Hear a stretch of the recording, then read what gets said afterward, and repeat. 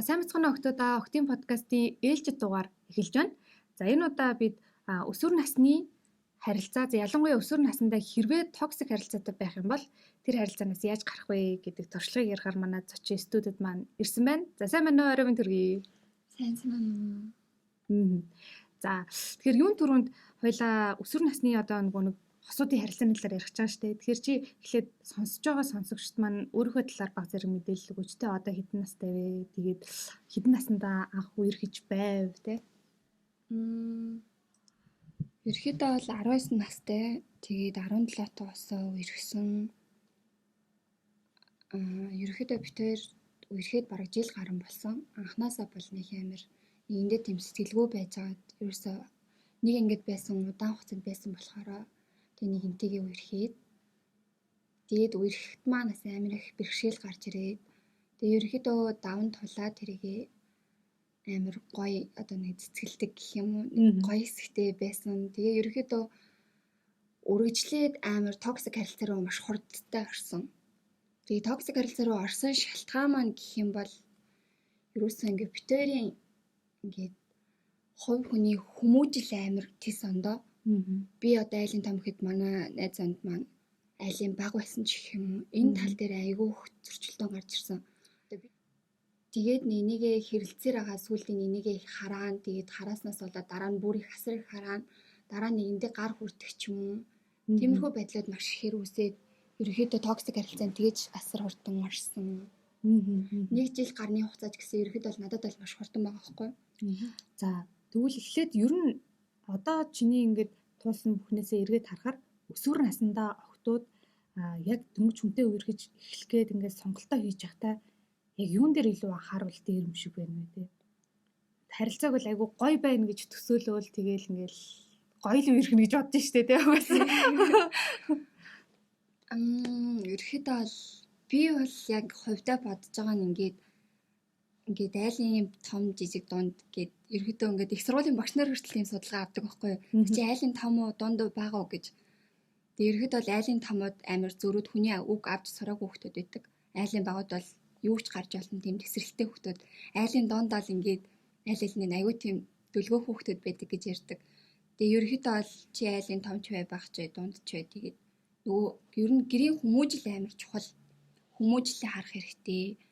Тэгээ чамааг ингээд ядаглаад уйлах чинь нулимсэж арчих энэ чадах уу гэдгийг бас амар бодох хэрэгтэй. Ялангуяа эмэгтэй хүүхд өөрийгөө аягүй сайн мэддэг байх хэрэгтэй байхгүй юу?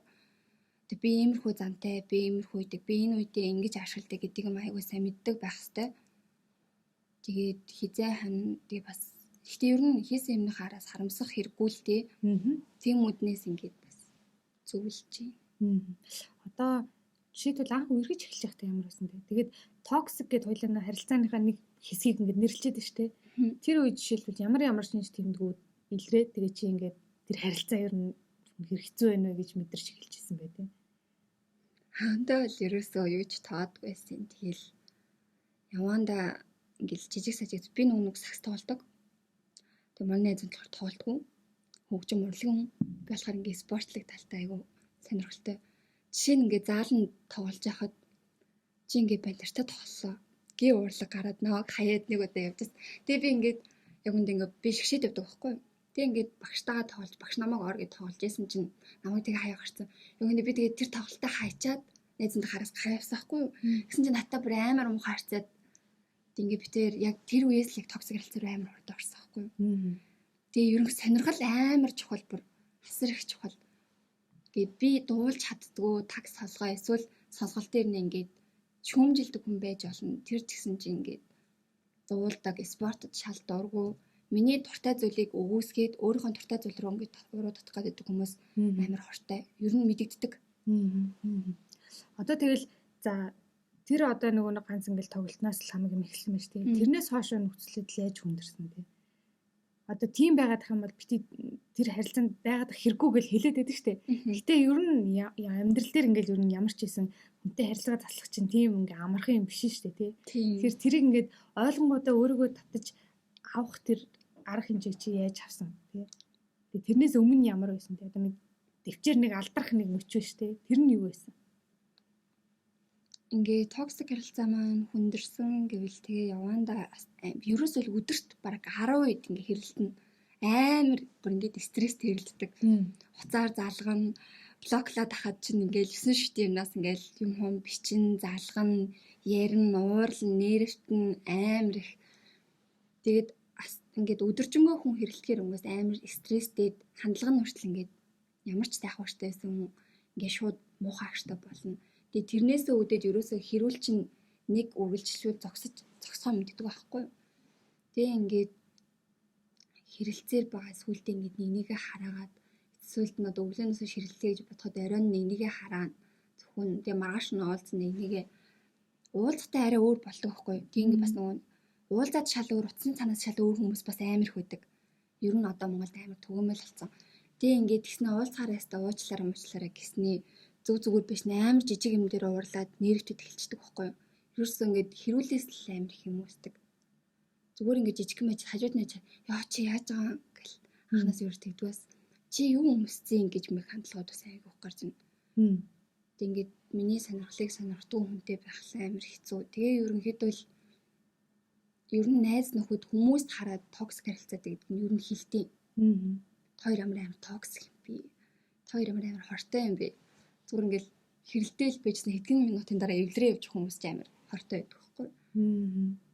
Тэгээ ингээм хамгийн утгагүй ингээ юмнаас хэрэлдээд тэр нь бүр амар том хэрүүл болж исэн тохиолдол юу байсан бэ?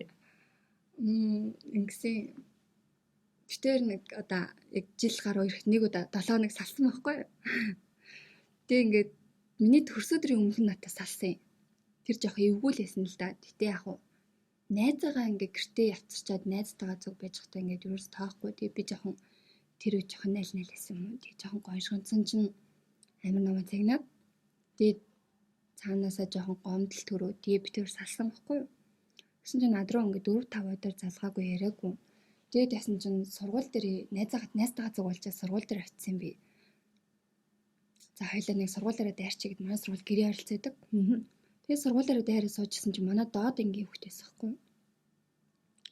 Надад сайн гэдэг байсан. Тэгэл ерөөхдөө цуг суугаад би тур байсан. Манай найз ангийн багштай олцоод ирэгээд явцсан хаагуур манай ангийн банд ирээд намайг харсан.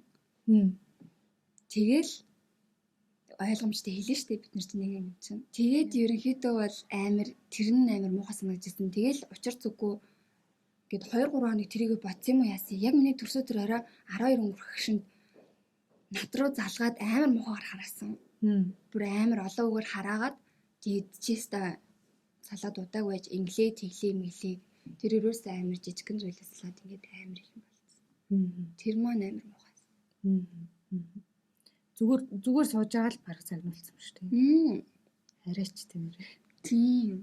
Уг нь өсвөр наснд чи үерхэл чинь арай өөр байна гэж бид нар бодсон шүү дээ. Тийм. Охлууд чинь их гоё романтик юм боддоо шүү дээ. Гэтэ ер нь эрэгтэй эмэгтэй хүний ялгааг бас мэддэг байхад зүг байх гэж боддتي. Одоо эрэгтэй хүн гихчлэн эмэгтэй хүн ч амар олон юм ярьдаг төрөлхийн ярьдаг хүмүүс гэдэг байхгүй. Эрэгтэй хүн чинь нэг л юм дээр төвлөрч чаддаг хүмүүс. Тэгээ ихэвчлэн дандаа шийдвэр гаргадаг. Тэгээ жижиг сажиг жишээ гэх юм бол эмэгтэй хүн чинь за одоо би юу өмсөх үү гэл асууж эсвэл би яах вэ?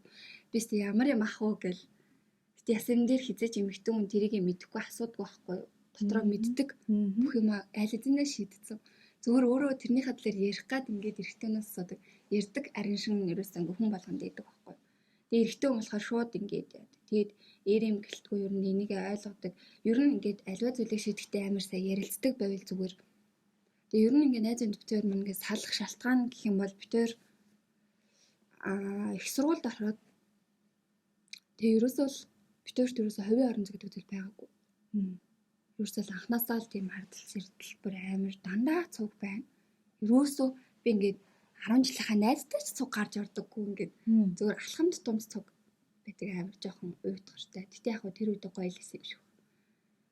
Тэгээд их сургуульд орсон чинь эрс өөрчлөгдөд. Их сургуульд орохын өмнө нэг сургуулийн чинь нэг 22-нд нэг орсон юм аа. Тэгсэн чинь л ерөөсөө нэг сургууль дээр нэг удаа очичээд ирчихэл надад тэгжээс. За одоо яста хоёлаа нэгэндээ итгэн одоо нэг яста хардад сэрдэггүй хоёлаа хайртай дуртай гэрлэн гэлэмэрдлаг тэгээд тэр үед бол тийм л гэж бодсон. Тэгсэн чинь ингээд яалчихгүй явандаа тэгээд сэжигтэй үйлдэлүүд гэх юм уу тийм уцаануудаг болоод араас нь ингээд яалаа битээр нэг тийш явчихсан чи би уцаа санамсруу байсан чинь ингээд миний зураг хогийн самд нь байсан аахгүй юу? Ёо. Тэгээд хогийн самд нь тэгээд би чамтай хэрэлдээд гисэн маа гэсэн. Тэгтээ яхаа би тэрэнд нь итгэсэн л дээ. Тэгсэн чинь ингээд ангийнх нь огтцхан зураг утсан дээр нь байсан байхгүй. Ёо за. Би бүр ингээд амар автобусын дотор явдсан. Яач чадахгүй ингээд санан гадаа дээшээ хараад тэгэл за яах вэ л гэж бодсон. Тэгээд нэг амар гуниглаагүй. Тэгээ ер нь ингээд токсик харилцаанд удаан явсан хүмүүс чинь нэгнээс айлгаж нэг тийм залхацсан хүмүүс зүгээр л хайртай гэдэгтээ итгэчихсэн хүмүүс байдаг байхгүй юу? Тэг ингээд би чадахгүй би чамаас салж чадахгүй гэснийхээ үднээс л ерөөдөө салж чаддгүй. Тэг ингээд тэгэл ерөөдөө битээр тиймэрхүү байдлаас яваад би амар гинт надаас амар хувийн орон зайд ихээс шаардал. Тэгэхээр нь тэгэл тэрэндээ тасч өгөхгүй тэгэл ярилцаж чадаагүй. Зүгээр л токсикоор хэрэлцээр байгаа л. Одоо тэгээд өсвөр насндаа хүүхдүүд ер нь нэг хардах одоо ямар шатаан баг. Юу гэж бодож байна чи? Өсвөр насны хүүхдүүд яавт тэгээд үед нэг хөөрхөн идэ хүүхдүүд байна. Хувцгаатай идэ хүүхдүүд байна. Спортлог идэ хүүхдүүд байна. Биднэрээ сонирхол амар өөр. Янз янз байдаг.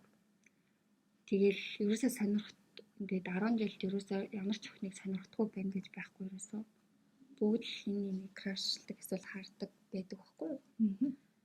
Тэгээ хардл зэрдэл гэдэг юм ерөөсөө л тэр үнтэй үүсэлтэй. Одоо нэг хүнтэй үргэлжлээ гэхэд таглаад эрэгтэй найзууд нь очиод мөрөн дээр нь гараа тавьдаг ч юм уу. Найз бол найз шүү дээ. Тэгэл мөрөн дээр гараа тавина. Эсвэл сайн уу найзаа гэж тэр нь юу вэ андаа гэж чад чинь тэгээд өгөө чандаа гэж бичнэ. Найзаа майзаа гэл. Хүн тэрнээс л болчих. Тэгтээ нөгөө нэг ийм харилцааг одоо жишээлбэл охтууд үлцээд байж болохгүй шүү дээ. Тэрийг чи яг хизээ ойлгосон бэ? Яг токсик харилцаар ороод нэг удааг байхдаа ойлгосон гэх юм. Тэр момент нь ямар моментсэн бэ? Одоо жишээл хүн нэг ёо гэх олдог та тийм юм ухаараа тий. Гэтэ яг тэгэл тэр даруй арга хэмжээ авч чадахгүй л дээ. Хүн л нь болсон. Манай математик багш зэрэг надад маш сайн ойлгуулсан. Хичээл дээр би нөгөө математиктай дайжгүй байсан хгүй. Тэгээд гинт амар үргэлжлээс хойш манайх сургууль даяар ингээд битээр үргэлжлээ мэддэг. Багш нар маань ч мэддэг. Эцэг эхчүүд сургууль ангийн хүүхдэд эцэг эхчүүд эцэг хурал дээр зарлцсан ангийн багш. Тэгээ хоёр ээжүүдийн өстэй ходоод цугсуу мөг. Тэгээ сургууль даяар мэддэг болсон юм л. Тэгэл тэрнээс хойш битээр ер нь тэгэл айж тэмдэг явдаг болсон. Тэгэл математик багш маань жишээ муудлаа. Урагшаас чи салаад суу. Алуу тойр салаад суудаа, урагшаас суудаа чи ирээд хичээлээ. Ер нь тэрнээс л айгүй сайн ойлгож эхэлсэн. За ингээд ер нь ингээд надад амар цаг зав гаргахгүй намайг хөгжүүлэх байгаа юм амар мэдгэцэн. Тэг би чи өөрөө хөгжих амар дуртай, амар олон юмд амар сонирхолтой. Ер нь тэгээд би бас хойлоо нэг эхлээс өмнө түрүүн ярьжсэн шүү дээ. Надад ч гэсэн бас би харагдаад байхгүй. Одоо ингээд ямар ч наснд байсан хүн ер нь нөгөө нэг хосын харилцаа өөр. Тэгээ хүний ингээд нөгөө хувийн орон зай болон өөрийгөө хөгжүүлэх тэр байдал бас ингээд тустай юм уу нь байгаа даахгүй. Тэнгүүд эмэгтэйчүүд бидний гаргадаг алдаа үерхээр ингээд яг тэр өөрийгөө хөгжүүлэх болон орон зайгаа төр ингээд хоош нь тавьчихдаг. Тэгээд бүр юмсан мартчих гад байдаг. Тэгэхээр охтууд маань ялангуяа бити тэгээсэ гэж бас айгу бодоод байдаг. Тэрэн дээр чи яг үргэж явахдаа юу гэж бодож байсан бэ? Би ерөөсөө л ингээд нүүр бүт сонирхолтой ч ерөнхийдөө бол байнга биш нэг дандаас заалан өнгөрөөдөг болохоор тэгээд яг яаж ойлгосон бэ гэхээр ер нь манай ээж бас ер нь тиймэрхүү байхгүй. Нэг амар байнга нүрэ боддгоо чухал юмдаа нүрэ бодож гардаг. Уг нь л арьсан хэрэгтэй л дээ. Гэхдээ ингээл аав ингээл зөв ингээд чи хаач гад ингээд нүрэ бодтаа. Амар инээдтэй. Тэгж мэгэн тэгэл чи юу яриад байгаа ингэж мэгэл ээж амар тоглол. Манай аав жир мөрс амар эрэг хүмүүс гэдэг байхгүй. Тэгээд ер нь тэгэл эмэгтэй хүн чинь ингээд өстөн эмэгтэй хүн цэцэг хоёрыг услаад байвал ургаад байдаг гэдэг шиг эмэгтэй хүн тэгээд өөртөө анхаардаг байх хэрэгтэй. Өөрийгөөс маш сайн мэддэг. адаглаад хэр хэмжээнд дуудаг, хаана яаж авбал байдаг, тиймэрхүү хүнд дургу, тиймэрхүү хүнтэй ойртол яах вэ мах уу гэд ерөөхдөө жижиг сажиг зүйлийг амар сайн мэддэг байх хэрэгтэй өөрөө. Өөрийгөө хүн хамгийн сайн мэдэж өөрийгөө сайн ойлгодог байж ч дараа нь хүн ойлгодог бол хүн хайрладаг болдог байхгүй. Өөрийгөө хайрладаг хүн эзэж хүнийг хайрлаж чадахгүй. Токсик харилцаанд удаан байгаад ахаар сэтгэл зүйн хувьд юу нь яг хэрэг дарамттай байсан бэ тий. Тэгээ одоо тэр нь жишээлбэл сүлдээ гар өрх рүү шилжсэн байна шүү тий. Тэгэхэд ер нь юу болсон? Ямар байсан? Тэгээд яа гэж утсан тий. Токсик харилцаанд удаан явхаар сэтгэл зүй жоохон одоо гэгээлэг хүн байх юм бол амар бохирддаг гэх юм уу. Жоохон бараан өнцгөөс хардаг байл тий. Йоо одоо энэ ингэчүүл яах вэ? Тэгээ бодчихно. Өөрөө биш нөгөө нэг боддог болчихдог байхгүй. Тэгээд гар хүрсэн гэвэл бид хоёр ингээд цуг уулзаад ингээд сургуультай bijсэн таахгүй. Хэрэлдээд бид хоёр өөрөөсөө сургууль дээрээс тасралтгүй хэрэлдээд манад очив. Тэгээ манад байжсэн чинь бид хоёр амар мухаар хэрэлдээд би уурлахаараа чим дуугаар өгдөг юм байхгүй. Гэтэ ер нь хинхэн л дуугаар өгдөг шүү дээ. Тэгээд ярмааргүй санагддаг. Угаасаа жоохон хамсгар болохоор тэгээд ярмааргүй санагдаад дугаалцсан. Тэгсэн чинь нөгөөх нь чинь хатаа ярьсангүй гэд уурлаад уурандаа ингээд намайг ингээд зулгаагаад ингээд татаж чангаагаад заахгүй намайг чи ярил таахгүй гэд түлхэх хэмжээний хиндээ яг хөө тэгдэг байсан. Тэрийг яг хөө ууралж байгааг нь анзаардаг байсан чи би ингээд их тусам ингээд ярмааргүй санагдаад дотор ингээд өмөлцөөд эмэгтэй хүн чинь тэгээд өстой нэрм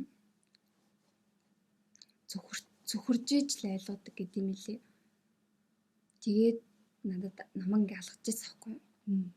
Гэт чи яагаад ингээд байгаа гэснээ. Өстой бити ингээд чи ямар сони надад хайргүй болцсон юм амар худлаа. Тэгээд тэрийгээ дараа нь би зүгээр л уурандаа гэж хэлдэг. Юу н эрэхтэй хүн болгоод тэгж хэлдэг. Уурандаа эсвэл уусандаа гэл. Амар худлаа.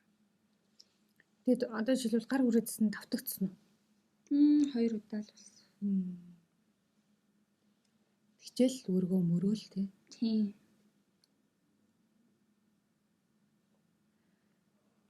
Тэгээд одоо салах шийдвэр гаргахад чамд хэрэг байсан бэ? Амарсан уу? Амраагүй хэцүү байсан уу? Шууд салахад бол хэцүү л байсан л да. Яг хуу салахтаа бол санал нийцсэн. Тэгсэрний дотор жоох ингээ эвгүй байсаахгүй. Ингээд дандаа цог байсан хүмүүс чинь ингээд хажууд нэг ингээ байх болохоор жоох өгүүлдэг гэх юм уу. Тэг ингээд яаж яхад ингээд энэ дөрвөр амар их явдаг байсан болохоор тэгээ жоохон тэр мөрөөр ахаар хальтайт болддог. Тэгтээ дэжгүй. Яг ийм төрлийн одоо жишээлбэл яг чиний энэ туулсан харилцааг одоо туулж байгаа хүн байх юм бол чи яг юу ч хэлэх вэ? Арай ухаарч амжаагүй. Хэцүү байгаагаа ойлгоогүй тэг. Гэтэл яхаа битгэлцэн гэл яваад байвал яг яах хэрэгтэй бол нүгийн тийм зантан хүн хизээж засрахгүй. Ерөөсөө багаа хүмүүжлэн тийм л ерөөсөө засрахгүй. Чи мянга хичээсэн ч засарч чадахгүй болохоор энэ настай засарна одоо ойлгох бах та гэж хүлээж хараад суух ямар ч шаардлагагүй. Зүгээр л болох хэрэгтэй. Чамаг араарч мянга муулна, элдвэр ч хараан зөвхөн тиймэрхүү юм байсан ч ерөөсөө бити тав. Тэрнтэй эргэж зуралдаж хэрүүл хийх ямар ч шаардлагагүй. Хүн муулууллаа гэд сайн өнөхөөс эцэж муу явдаггүй. Өсвөр насндаа одоо жишээлбэл хостойгоо ер нь секси үед ямар харилцаатай байх хэрэгтэй вэ? Яг юу мэдвэл зүгээр юм те? Тэрэн дээр чи одоо юу гэж бодчих вэ? Ингээд YouTube, Facebook-оор ингээд хайхаа Google-ээс сурч хайхаа бүх юм гарч ирдэг болсон. Би өөрөө ер нь яг анх мэдэхгүй байж байгаа гэсэн болохоор бүгдийг ингээд хайж үздэг гэсэн байхгүй. Төдийлэн шууд ингээд ээжтэй яг тэгсэн ингэсэн гэж хэлдэг байсан ч гэсэн тэгвэл яад ингүүлээд ингэж асуулсараа зөксгөө шүү дээ. Тэгээ бүгдийг яг өөрөө цэвэр судалсан юм хүмжээс ярьж байгаа подкаст дээр бүгдийг сонсоод тиймэрхүү мэдлэг айгүй хураах хэрэгтэй. Тэгээд ингээд чамаг хүндэлдэг хүнтэй л ер нь харилцаанд орсон зөв. Гэтэ ер нь 10 жилийн тиймэрхүү ордог хүүхдүүд байдаг. Одоо төгсгөөс өмнө эсвэл яг бидний одоо юу гэх юм 12 дугаар ангид ер нь тиймэрхүү ярих сэтэл 11-ээс нь айгүйх орж ирдэг байхгүй. Ангийнхаа охтуудтай за тэгчээсэн, тэрнтийн тэгчээсэн ч юм уу. Тиймэрхүү яриа байна. Тийм дотроо боддог бодлоо төрөл байдаг байхгүй. Тийм ингээд ер нь дараа нь сонсч мосгоор жоохон муухай байдаг ч гэсэн ер нь тиймэрхүү бид нар бодж идэг. Тэр нь бас бодоход илүүтэхгүй. Тэгээ одоо нэг ихчлэн ангийн зугаалга мугаалга гэдэг юм айгүйх болсон шүү дээ. Барайлстай тахар багаас нь тэгж явуулдаг болцсон. Тэр мөрөн дээр ч гэсэн ер нь жоох хинамга өөрийгөө мэддэг байх хэрэгтэй. Тэр нь бэлгийн харилцаа нийтлэр анхан шатны мэдгэдэггүнтэй байх хэрэгтэй. Тэг хамгийн чухал нь чамд ингээд муухай сэтгэл төрүүлэхгүй гээд нандин зүйлийг авч байгаа юм тэр нь ингээд бас нандин чадах хүн байх хэрэгтэй. Тэрийгээ заавал зөв сонгох хэрэгтэй. Яаж би зөв сонгох вэ? Мэдэхгүй байх яах вэ хүүг гэж бодож ивэл зүгээр ингээд итгэс яг уу дараа нь харамс тийм миний араас юус харамсч болохгүй. Нэг насны юм болно. Ингээд зөвлөгөө авч болно. Хүмүүс айгүйх зөвлөдөг болсон шүү дээ. Тиймэрхүү юмны талаар асуумаар санагдвал танихгүй хүнээсээ эсвэл өөрөө ирсэн хүнээс асууж болно. Одоо би тэгээд ингээд тэгсэн ч юм уу. Хүмүүс чинь өөрөө ирэхгүй ингээд хүнд ярмаар санагдаад ярьдээ шүү дээ. Тийм үед нь бас ярьсан хүмүүсээс асууж болдгийг. Тэгэхгүй ингээд найз нөхд бол үнэхээр бодлоо. Одоо шилбэл чи анх ер нь харилцаанд орохдоо яг мэдээлэлтэй байжсэн үү? Эсвэл дараа нь судалсан уу? Би тийм юмд амар дургуун хүн байсан аахгүй юу? Ерөөсөө тийм гэж юу? Би ерөөсөө анх удаа 12 дугаар гэдэг үнсэлцэл хамгийн анх удаа л ерөөсөө гар хуруугаа барьчихсан. Өмнө үерхчихсэн гэсэн чсэн би тийм айгуу хурдан гү гэл тийм хөнхөө үерхэл баг үерхсэн гэх юм уу? Тийм тэгэл ерөөсөө ингээ бүх юмных нь ингээ анхных нь байсан. Тэгтээ ерөөсөө тэр бүгдийн маань ерөөсөө нэнгэж хандаагүй. Жоо харамсалтай. Гэтэ нэг амар харамсъя гэж боддгоо л тээ. За тэрний талаар хамгийн муухай санагдсан яг нэт анх үзэхэд бид хоёр нэг амар мэдлэггүй. Үгүй тэр аль яг мэдлэгтэй байсан ба. Би бол байгаагүй. Ерөөсөө зүгээр л за үзүүл үзчихье гэсэн хальт бодол орж ирсэн. Бусдаар ерөөсөө за би бэлэн болсон гэж бол бодоагүй байхгүй. Тэгээ ерөнхийдөө үзэхэд эхлээд айгүй тийм татаа байсан л та. Тэгээ ингээд үзэж явах та надад анхных чинь мэддэг гэдгсэн аахгүй юу? Тэр надад амар муухай санагдчихсан. Амар ингээд одоо ч юм бодоход ингээд ойлмаар санагд. Ингээд яагаад тэгэхээр би спорт ингээд ер нь ингээд одоо нэг онгоо хэлсэн байл гэж тэрний талаарх мэдлэггүй л юм шиг байна. Надаас ерөөсөө засгараагүй байхгүй юу? Тэр л надад ингээд амар хар тал бүсгцэн. Өөртөө цаас үе хар тал бүсгцэн надад. Тэгээд ер нь тэрийгээ амар бодож бас амар их стресстэйж нэг хэсэг ер нь амар сэтгэл готролд орно гэлжсэн. Тэ хараа нэг заавал цус гарах албагүй гарахгүйгээ бас янз бүр байд юм шиг лээ. Тэгээд нэг ийм ойлголт өгн байдаг байхгүй юу? Одоо эмэгтэй хүн нэг өөрт нь бэлгийн эрх чөлөө гэж байна. Одоо сексигээ таашаал авах одоо эрх гэж байна. Тэгээд чи өөрөө өсвөл ингээд одоо үсээд харилцаанд ороод таашаалтай байвал тэр бол нэг ясандаа одоо ингээд тухайн хүний эрх байхгүй юу? Тэр чинь ямар нэгэн байдлаар чи ингээ олон хүнтэй унтсан ч юм уу те одоо тийм байдлаар нь хүнийг ингээд шэм хийгээд одоо тэрнээс нь ичвтер байдалд оруулах гад те эсвэл чи ингээ би анхныхаа буруу үнд өчлөөг ингээ хямраад ах ямар шаардлага байхгүй байхгүй юу? Угаасаа л амьдрал одоо нэг бэлгийн харилцаа чинь ингээ амьдралын туршидал бид нар ингээ ямар нэгэн байдлаар угаасаа хийн. Тэгээ хөвгтэй болно гэх. Тэгэхгүй бид нар төрөхгүй шүү дээ. Тэгэхээр тэр бол ингээ хэвийн зөвл гэдгийг ингээ хүлээж авч сурах хэрэгтэй юм шиг байгаа байхгүй юу? Тэгээд хамгийн гол нь нөгөө нэг эмэгтэй хүмүүс бол хэрвээ тухайн хостойгоо ямар нэгэн байдлаар хүүхдтэй болъё гэж удаагүй бол яаж жирэмслэлээ сэргийлхий гэдгээ мэддэг байх хэрэгтэй. Яаж өвч авахгүй байх вэ гэдгийг мэддэг байх хэрэгтэй. Бусдаар бол миний бодлоор энэ бол ингээд нөгөө хэвийн хүнд бэлгийн эрх чөлөө гэж бас байгаа. Тэгэхээр тийм ойлголт байгаа шүү дээ бас давхар мэдээд авчлаа зүгээр юм шиг байна. Тэгэхгүй болохоор заавал ингээд чи тэдэн үнтэй онц юм уу? Чи станер ийм хинт ч тийм эрх байхгүй. Тэр чинь миний бие байхгүй. Би бол тэгж л тэр эргэжтэйчүүд ч гэсэн харалтаа ингээл боловсрлоо дээшлүүлэх хэрэгтэй бас. Шал мэдлэггүй юмнууд. Тийм. Сонсож байгаа хүмүүс ах юм бол бас тэгээд сэтгэл үлдээгээрээ юу гэж бодчих тий. За найзуудын харилцааны хийл хязгаарын талаар ярих үргэлжлүүлээд. Тийм. Усан ярилцаа явах тэгэл туулал өнгөрнө л дөө.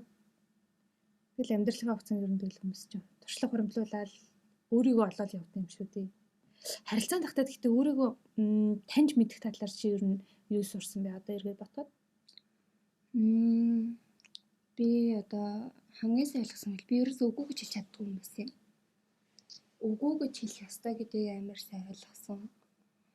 Мөн ингээд өөрийгөө илэрхийлэх чадвар дээр бас хувийн юу гэж ярих чадвараа бас айгүй сайжруулахыг хичээсэн. Тэгээд ерөөхдөө ингээд сонирхлоо хөгжүүлэх гэж айгүй. Тэгээд хамгийн сайн ухаарсан зүйл үгүй гэж хэлхийг л амар сайн ойлгосон. Би ерөөсөө үгүй гэж хэлж чадахгүй ингээд байхгүй байсан ч за тэгээ би болгоод өгье гэл ерөөсөө л амар тийм хөвгтэйсэн. Тэгээд үгүй гэж хэлхийг айгүй сайн сурсан. Ер нь үгүй гэж хэлж чаддаг л ах хэвээр. Чи түрүү ингэсэн шүү дээ. Яг нэг хэсэг бүр ингэ сэтгэл санааны хямралд ороод тэгээд хэлсэн шүү дээ. Тэг чи тэрийг яаж туулж гарсан бэ? Чиний арга юу байсан бэ? Би ингээд өөрийгөө аягуулсан сонсчихсон. Тэр нь надад муухайсан. Тэгвэл яхаасан бол одоо би ингүүл яасан бол гэд би ингээд байгаа бүх талаас нь ингээд бодож үзсэн. Тэгээ ерөнхийдөө аль болох оновчтой ингээд юунуудсан ингээд бас ингээд ярилцах хүн амтан бол ерөөсөй байгаагүй. Тэгээд сошиал орчин ингээд юугаа айгүй ухсан. Гэтэ хүн амтанд хэлээд өстө яах вэ манайхаа занах ингээд л тэгээгүй. Зүгээр айгүй уншаад подкаст юм ер нь ном унших амар санагдав. Юусэн ухаар л. Надад нэг тийм ном байдаг байхгүй юу? Японы зохиолч ном. 94 эмэгтэй гэдэг. Амар тийм яг нэг миний ертөнцийн ном байхгүй. Тэгээ надад нэг сайн өгт надад яг өгчээсэн чамд амар сайн тохирно гэд. Тэгээ нэрэл надад бүр амар гоё ном өгсөн. Хүн болгоны нэг асуудлаа туул гаргах нэг өөр их юм тий. Өмнөх подкастын 2 дугаарын зочин болохоор ер нь өөртөөгөө амар сайн ярилцсан. Тэгээ чимээгүй газар очиод тэгээд уйлсан гэх янз бүрийн арга хэлчихсэн. Чинийх бол ном юм шүү дээ баг. Тийм. Тэгээ юм сонсож унших амьд. Би нэг зарим нэг амар гонигтай юм ингээд өөрөө ингээд уншиж үздэг байхгүй айгу гоё орон яруугаар ч юм. Тэгэхээр ингээд чангаар уншна гэсэн үг юм тийм. Бусдад ингээд гэрийнхэнтэй уншиж өгдөг байхгүй юу. Тэгээ эмэгтэй хүний талаар амар гоё юм байх юм бол ээж нэмэрдээ сонсч идаа гэл бүгд ингээд ярьдаг. Уншдаг. Тэр нь бас нэг имжлэг болд юм шүү дээ. Угаасаа тэгээд нэг номон дээр гарсан юм байт юм лээ нэг. Хүн ингээд сэтгэл санаагаар унахаар хаашаа чамаагүй гармаар санагддаг. Эсвэл ингээд эми тийм юм хиймээр санагддаг. Тэгээ ер нь тэр нь айгүй зөв юм шиг байна лээ. Ийш чи алхаад явхад хүртэл ингээд хүн өөрийгөө засаад өөрийнхөө сэтгэлийг өнгөлөөд явд юм лээ. Тэр нь. Тэгээ тийм болохоор ингээд хаанч тарсан ямар ч хүнтэй чамтай адилхан сэтгэлээ засаад өнгөлж байгаа хүмүүстэй битгий мухаарцаар гэх тийм юм байт юм лээ.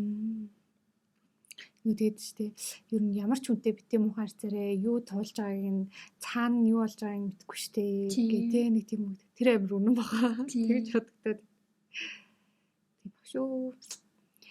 Тэгэл ер нь охтуудад хэлэхэд яг гоё эрүүл харилцаатай байвал үн гоё штэ. Тэгээд тэхийн тулд бас чи өөрөө амарсаа өөрийгөө мэддэг байх хэрэгтэй. Өөрийгөө ойлгоцсон байвал ер нь эрүүл харилцааг үүсгэх нүггүй эсвэл үүсгэхгүй байвал ингээд эрт дээр нь тэрийг таслан зогсоох уг нь боломжтой байгаа даа байхгүй. Тийм. Гэхдээ зарим нь туулж иж засна, зарим нь тэгээд өөрийгөө мэдээд сэргийлээд өөрийгөө аваа гарч чадна. Зарим нь тэгээд хэцүү байдалтай төрчихээр өвлөднө. Гэтэ яг нэг хэрвээ ямар нэгэн байдлаар за одоо ингээд нэг хэрэлдээд ингээд нэг юм мууд сайдаал тэрийг за ингээд нэг харилцааны юм ингээд давн туулан муул ингээд бодчих магадгүй тий. Хэрвээ гар үрх хэмжээнд байх юм бол шууд л болох хэрэгтэй. Асуудал бүр ингээд тэрнээс илүү тэр бол ингээд хамгийн муу цэгэл гэж бодох хэрэгтэй миний бодлоор. Тэгэхгүй бол тэрийг дэвчээд байхаар одоо ингээд нийт нөгөө нэг баахан судалгаа байгаа штэ тоо цагдаагийн одоо нөгөө тоонууд байгаа штэ хүчрхийлд өртөж байгаа эмэгтэйчүүд 90% хүмүүсийн 90% эмэгтэйчүүд тэгээ үлдсэн хувь нь хүүхдүүд тэгээ нэг ганц 2% нь эрэгтэйчүүд ч гэлөө нэг тиймэрхүү судалгаанууд байдаг штэ. Тэгэхээр тэр 90% л орно гэсэн үг шүү. Тэгэхээр тэгэн харилцаан дэсний орно ийм залуу гоёга дээр мөрөөрөө өөрийгөө хөгжүүлээ. Тэгээд дараа нь ингээд илүү гоё харилцаанд байсан дээр штэ ер нь л яаж чадсан.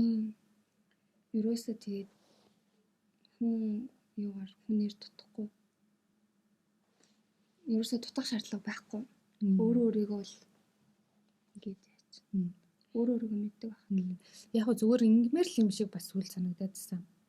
Харилцаа хооронд завсарлага аваад одоо өөртөө идэх хугацаа өгнө гэх юм уу.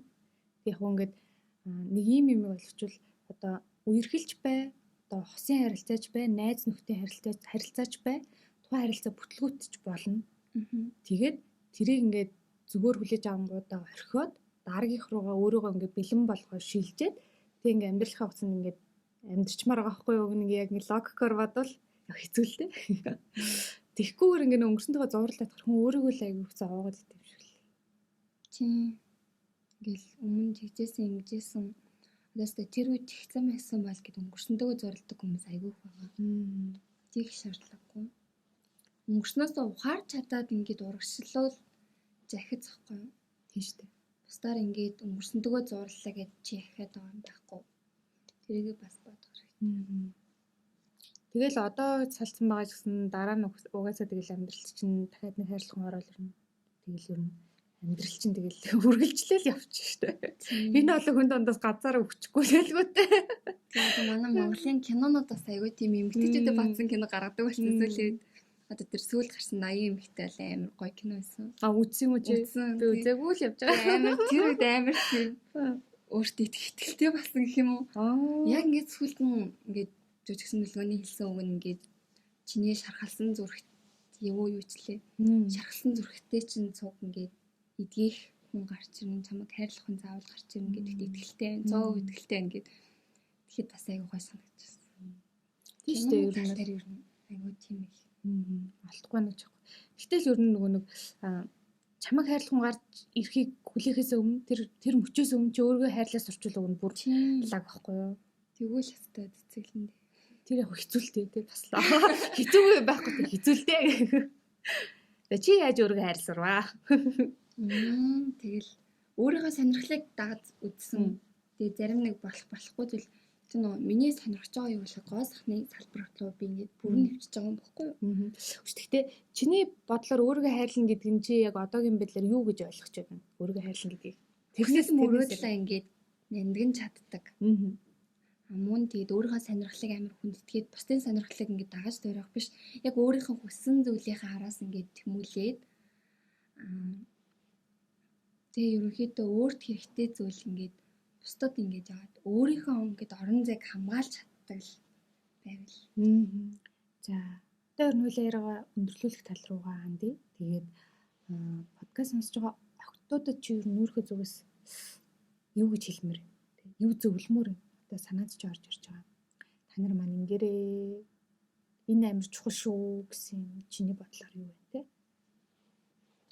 Альва юм хийсэн хатараа харамсах шаардлагагүй. Уусаа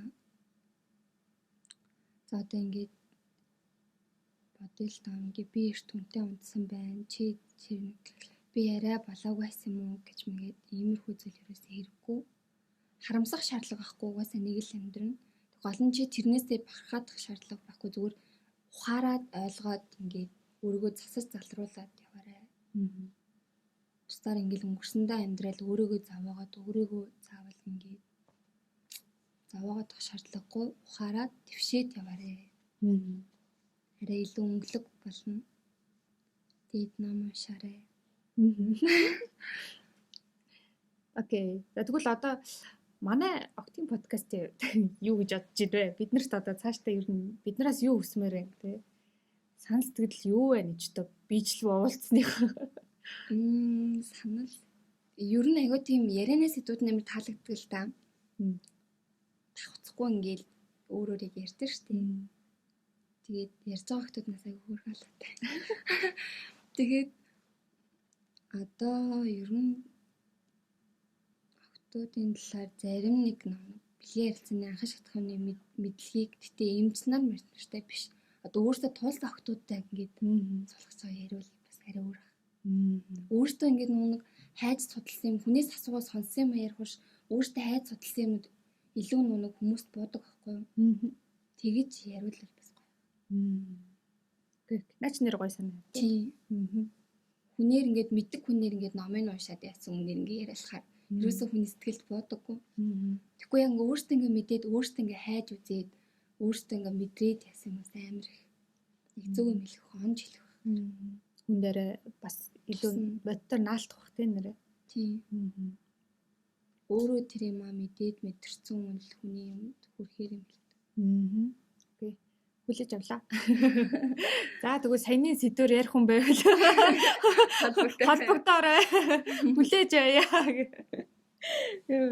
За сонсогчдаа тэгэхээр энэ удаагийнхаа дугаарыг энэ төрөд өндөрлөе. Тэгээд ерөнхийдөө өсвөр насндаа хэрвээ чи токсик харилцаанд хосын болон найз нөхдөдтэй хамаагүй ер нь токсик харилцаанд байх юм бол шинж тэмдгүүд нь ер нь юу яаж таньж мэдх юм бэ? Тэгээ яаж тэрнээс ингээд ихтэйхээ өөрийгөө аваад цаашдаа гоё амьдралаа цэцэглээд явах вэ гэсэн сэдвүүрээр ярилцлаа. Тэгээ анхаарлаа хандуулаад сонсон баярлалаа.